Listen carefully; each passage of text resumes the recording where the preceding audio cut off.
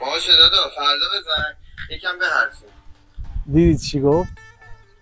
بزنگ به حرفی. اینا فعلای جعلیه. هممون نگرانی هایی در مورد زبان فارسی داریم، رفیقایی داریم که اینجوری صحبت میکنن، بزنگ به حرفی. یه شاعری به اسم ترزی، واقعیتش اینه که شاعر قرن نهم هجری، حدود چند صد سال پیش یه سری فعل ها ساخته، مثل مگسیدن، فلفلیدن، کبابیدن، تو شعر به کار میبرده. الان من چند بیت از شعراش میخونم. طنزه: الا ای مه که زلفت میکمندد، دل من در خمش میمستمندد، به دفع چشم زخم غیر ترزی، برای دل بر آتش میسپندد.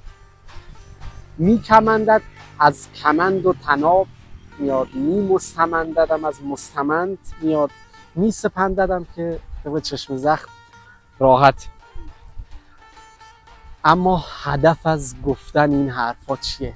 اینه که زبان فارسی دیدی نیست که با این بادها بلرزه. زبان فارسی ریشه‌ای داره که قرار نیست خشک بشه، هیچ وقت قرار نیست از بین بره.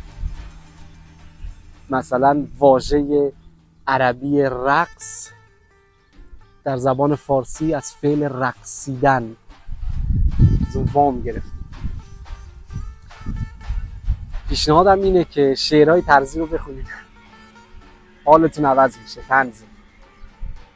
و امیدوارم که قدر بدونید این زبان فارسی رو و مراقبت کردن ازش رو بلد باشیم با آگاهی که داریم.